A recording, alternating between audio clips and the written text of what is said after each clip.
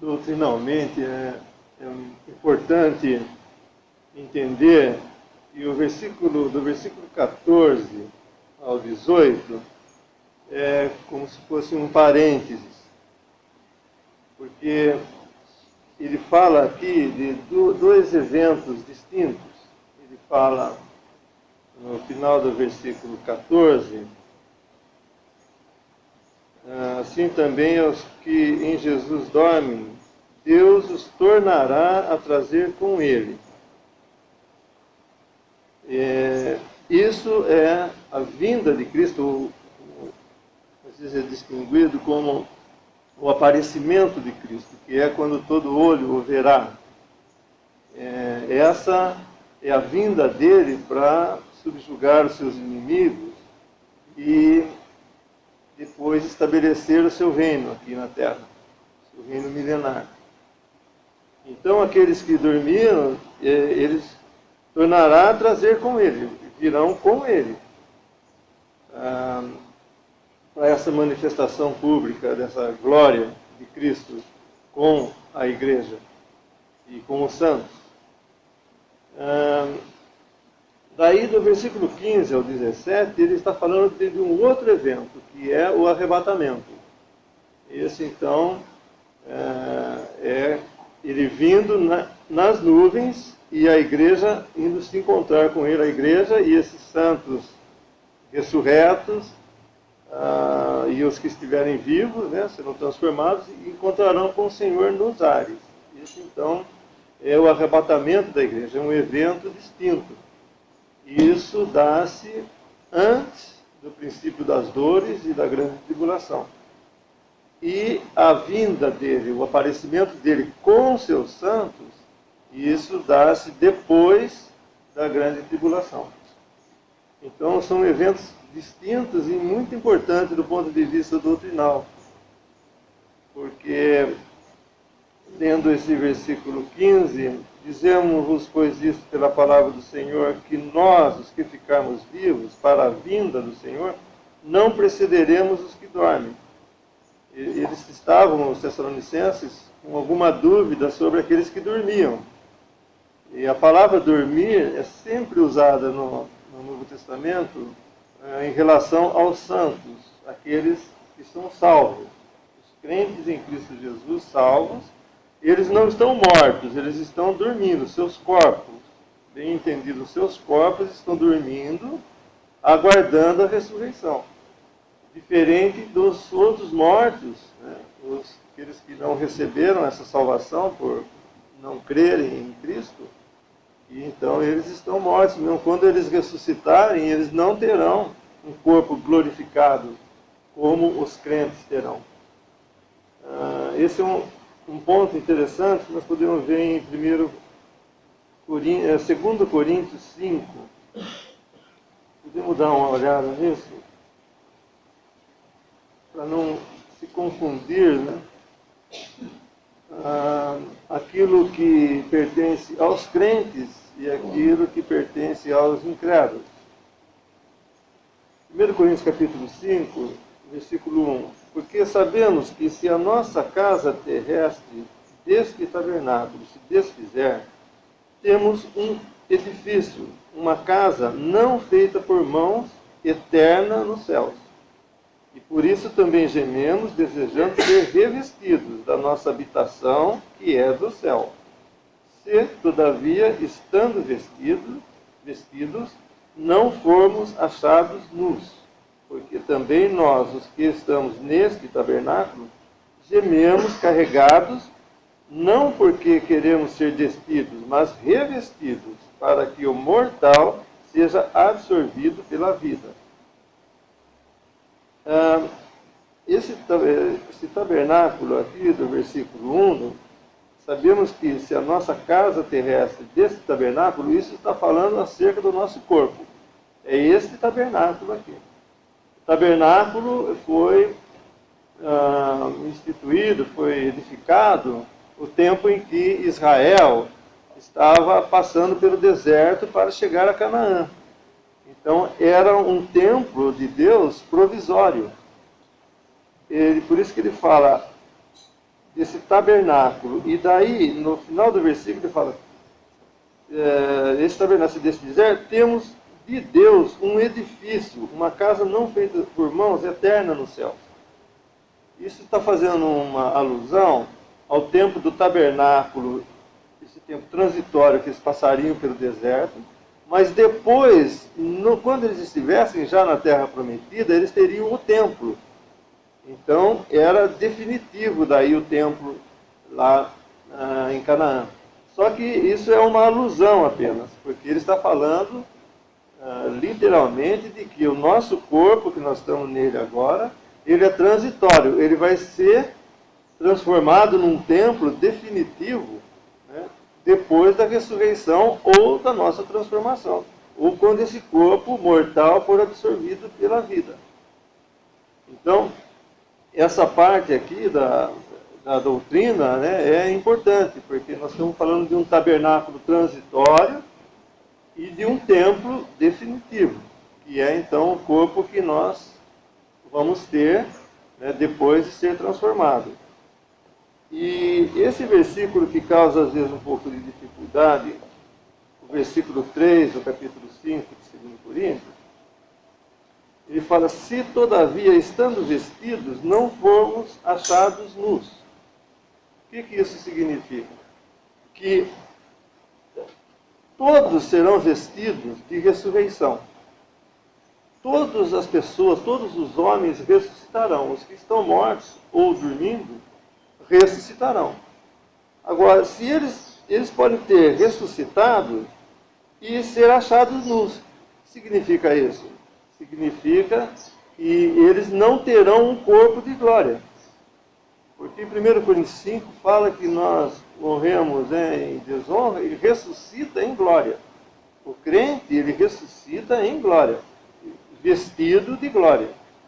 E os incrédulos ressuscitam, mas nus, com o corpo ressurreto também, que não morre mais, mas não glorificado, para estar na presença de Deus eternamente. Então, desse ponto nos fala também lá em Tessalonicenses. Voltando lá, no capítulo 4, né, versículo 15, dizemos-vos, pois, isto pela palavra do Senhor, que nós, os que ficamos vivos para a vinda do Senhor, não precederemos os que dormem. Isso significa que aquela dúvida que os tessalonicenses tinham, de que aqueles que morreram, então, perdiam essa esperança da vinda do Senhor, como que seria com eles? Não. Eles, inclusive, ressuscitarão primeiro e depois, junto com os que estiverem vivos, com seus corpos transformados, subirão juntos. Não tem nenhuma vantagem em estar morto, dormindo, ou estar vivo. Perante o Senhor, todos subirão juntamente. E, então, esses que estiveram dormindo, né, com seus corpos revestidos de glória, e serão ressuscitados em glória. E os vivos serão transformados, né, seus corpos transformados num corpo de glória, com glória. E serão, então, elevados, né, e estarão com o Senhor para sempre. E o versículo 16, porque o mesmo Senhor descerá do céu com alarido, com voz de arcanjo e com a trombeta de Deus, e os que morreram em Cristo ressuscitarão primeiro. E depois nós, os que ficarmos vivos, seremos arrebatados juntamente com eles nas nuvens, a encontrar o Senhor nos ares, e assim estaremos para sempre com o Senhor. Portanto, consolai-vos uns aos outros com essas palavras. Então, aqui se trata ainda da primeira ressurreição, né? Porque a primeira ressurreição ela tem 3 fases, né? Cristo as primícias, que ele já ressuscitou, já está com seu corpo de glória, na glória. Depois os que são de Cristo na sua vinda, que é esse evento aqui, e os que dormem, né, ressuscitam. E depois também, depois da grande tribulação, também os santos estarão pregando o Evangelho do Reino na grande tribulação, foram mortos, decapitados pelo testemunho de Jesus, eles também ressuscitam. E essas três fases, né, dizem respeito à primeira ressurreição. Então, esse versículo 16 parece ser uma alusão a três categorias de pessoas aqui. Porque o mesmo Senhor descerá do céu com um alarido e com voz de arcanjo e com a trombeta de Deus. O alarido é para ressuscitar os santos do Novo Testamento. E a voz de arcanjo é para ressuscitar os santos do Antigo Testamento. Também ressuscitarão nesse mesmo evento. E a trombeta de Deus a trombeta sempre nas batalhas é para juntar o povo. Então ele vai juntar os vivos, né, e ressuscitar os santos do Antigo Testamento, do Novo Testamento, e então ele levará, né, esses três classes de pessoas, na verdade, como um todo, né, levará para estar com Cristo para sempre.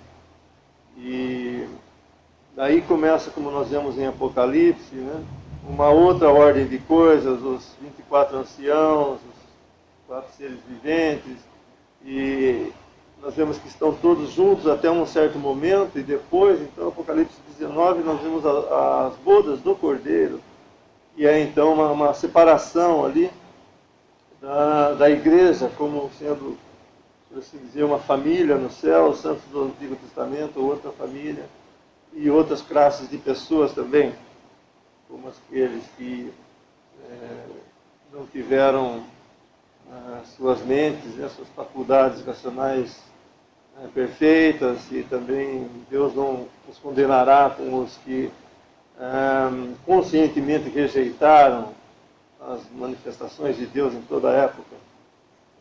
Podemos dizer assim, rejeitaram esse evangelho eterno, né, que foi pregado desde o início da criação. Então, esses que rejeitaram isso conscientemente terão a sua condenação, e os que inconscientemente, sejam crianças, sem a sua idade de responsabilidade, ou mesmo esses deficientes mentais, Deus, então, tem um lugar para eles, também formam famílias no céu, né?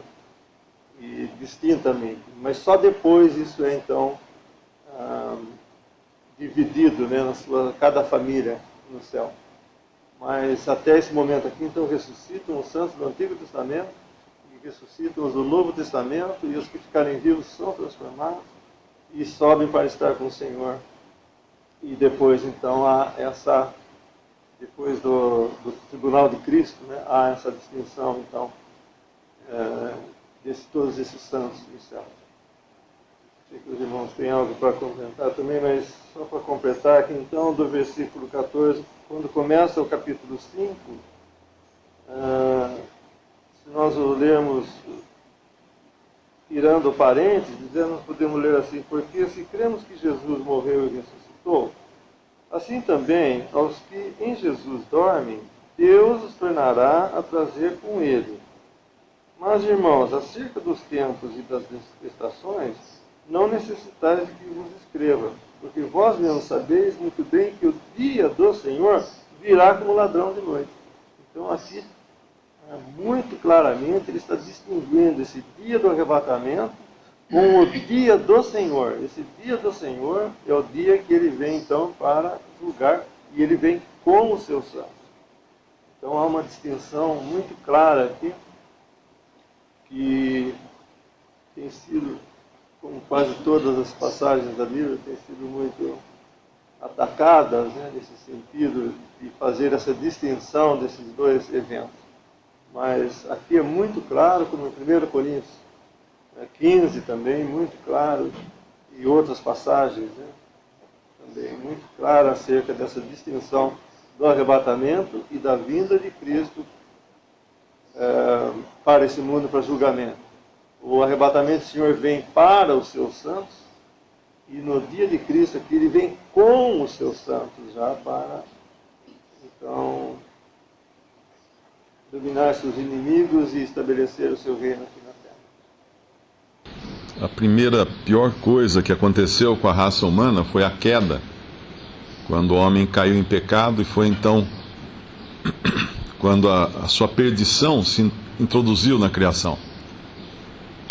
A partir daí os homens morrem e são condenados.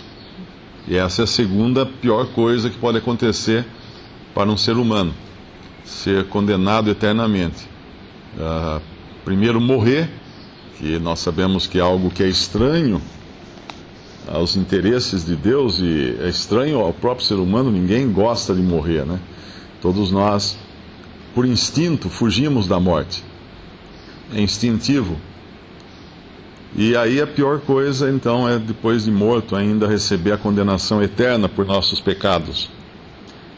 Mas, apesar do pecado, apesar da ruína causada pelo pecado, Deus não ia deixar de ter a palavra final. Ele não ia deixar uma situação em que Satanás tivesse a primazia, ganhasse no final do jogo. Não, Deus tinha algo mais, que iria além da morte. E é bonito, nós vemos nesse versículo 18: portanto, consolai-vos uns aos outros com estas palavras. E ele está basicamente falando aqui de pessoas que morreram. Quando ele fala no versículo 13, para que não vos entristeçais como os demais que não têm esperança. Então a esperança do crente é a vida, nunca a morte, é a vida. E Deus deixou claro isso quando lá no começo, logo no princípio, depois que Caim matou Abel, Eva tem um novo filho, chamado Sete. Isso está lá em Gênesis. E ela fala que Deus então deu uma nova semente a ela, no lugar de Abel, que Caim havia matado. E aí Sete teve um filho chamado Enos. E aí se começou a invocar o nome do Senhor. É o que fala lá em Gênesis. Então Deus, daquela morte de Abel, ele trouxe vida. Ele trouxe adoração, ele trouxe glória para Deus. E a morte, o sangue de Abel até hoje fala. Até hoje comunica, não só que a morte entrou no mundo, não só que o homem é mau até a medula, mas que Deus, daquela morte, Deus ainda tira vida. Deus tira o bem. E nós vamos ver esse princípio ao longo de toda a palavra de Deus. Tem um versículo em João, capítulo, eu acho que é 13, se o grão de trigo não cair, permanece ele só, mas se o grão de trigo não morrer, permanece ele só. Eu acho que é capítulo, é 12, né? 12, 24. Na verdade vos digo, que se o grão de trigo caindo na terra não morrer, fica ele só. Mas se morrer, dá muito fruto. Dá muito fruto. Então, a partir da morte, que era uma coisa ingrata para o ser humano, Deus traz vida agora, Deus traz fruto. E esse princípio nós vamos encontrar ao longo de toda a palavra de Deus. Nós vamos encontrar, por exemplo, a mãe de Moisés colocando o seu filho na morte, porque Faraó tinha mandado jogar as crianças que nascessem, matar as crianças que nascessem, jogá-las no rio, no rio Nilo, no Nilo, né? E o que a mãe de Moisés faz? Ela coloca num cestinho, coloca nas águas de morte. E aí ela vai ver o filho dela se tornar então o libertador de Israel. Aquele que vai para a morte, sai da morte como libertador. Quando José recebeu a notícia, quando Jacó quando Jacó recebeu a notícia de que José estava morto, trouxeram até as vestes dele com sangue de um animal para tentar enganar Jacó, dizendo que seu filho tinha morrido. Ele obviamente se entristeceu demais. E ele se apega então ao outro filho, porque ele tinha perdido aquele filho, que era o filho preferido dele, o filho para quem ele tinha feito uma túnica de muitas cores. Mas qual não foi a alegria de Jacó quando ele vê o filho dele, que tinha sido morto, por assim dizer, como o vice-rei de todo o Egito, e salvador, inclusive, do seu próprio povo, da sua própria família.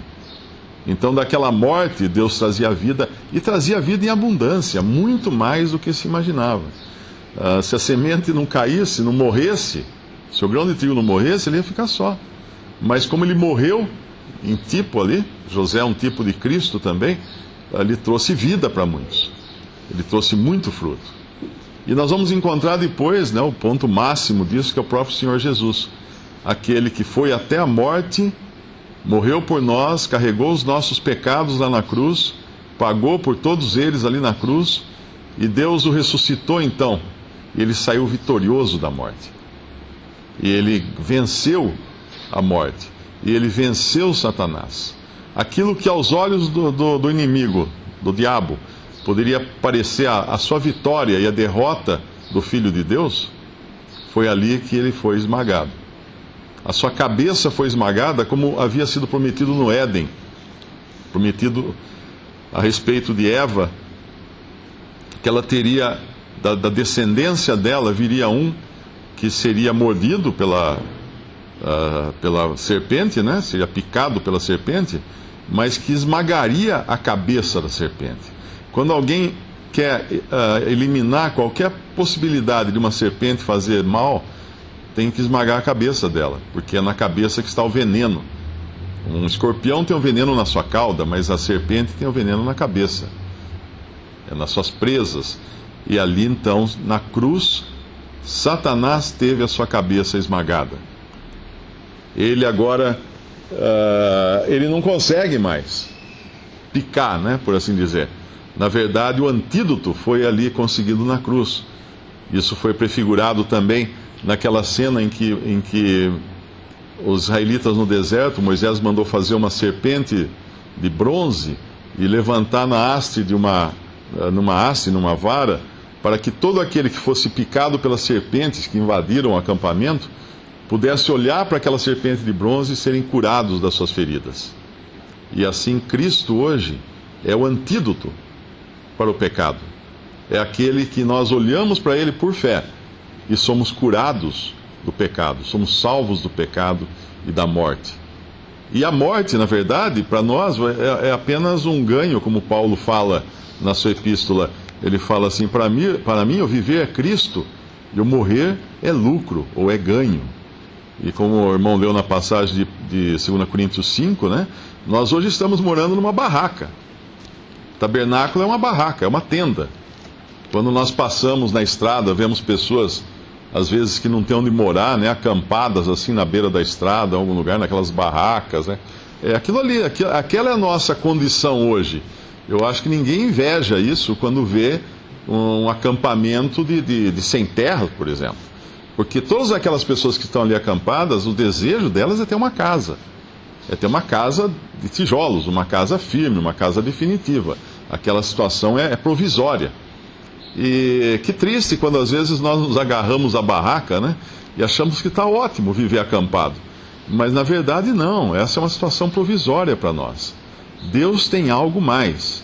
E se vier pela morte do nosso corpo, bem, nós vamos ressuscitar depois, como fala a passagem.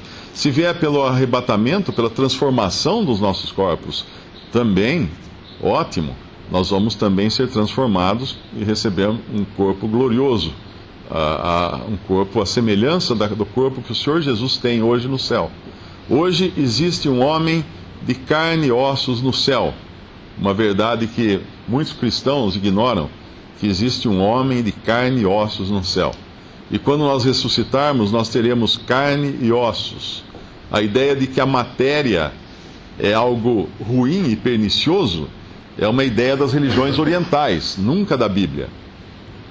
As religiões orientais impregnaram o cristianismo com a ideia de que se você eliminar a matéria, você fica bem, né? Então, acreditam que depois da morte a pessoa se transforma num ser translúcido, um ser espiritual brilhante, alguma coisa assim. Mas, na verdade, quando Deus criou a matéria da qual foi feito o homem, Ele falou, é bom. E quando criou o homem, é muito bom.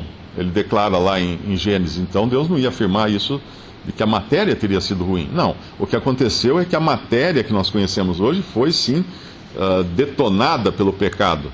E nós recebemos um corpo que é um corpo espiritual. Mas esse espiritual não é porque ele é etéreo.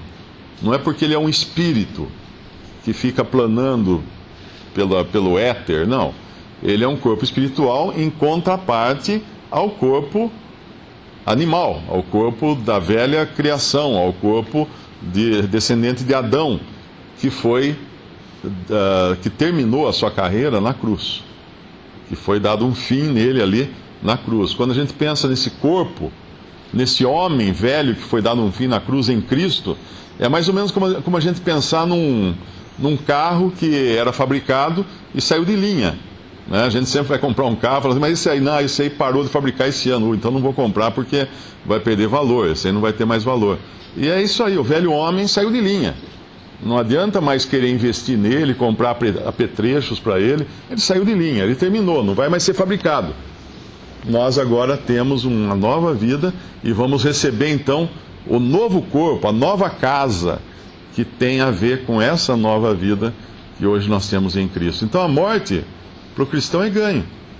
E se muitas vezes nós achamos que as tribulações, as dificuldades desse mundo, que podem até chegar ao ponto cume, né, da morte, são ruins para o cristão, nós devemos lembrar que não, o Senhor prometeu, o Senhor avisou, no mundo tereis tribulações.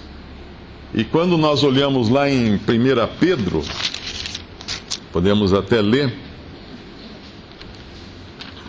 1 Pedro capítulo 2, primeiro, versículo 19.